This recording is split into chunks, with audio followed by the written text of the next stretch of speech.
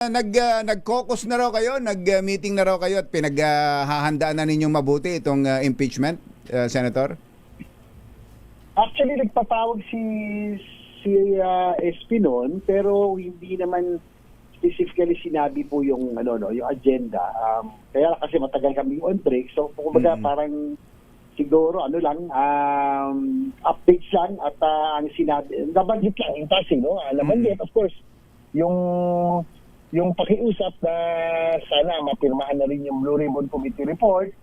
Yung mga hindi pa pumipirma, tapos soft na pakiusap, no? Tapos nabanggit na rin yung kung sakasakali ang tingin kasi niya na pag-usapan, sa tingin niya mukhang magpo-progress at mukhang isusulong talaga sa Senado yung sa Kongreso yung impeachment at mukhang makakarating sa amin. Ang sinabi lang niya maghanda tayo, no? Yun lang ang sinabi, just in case na talagang umabot sa atin.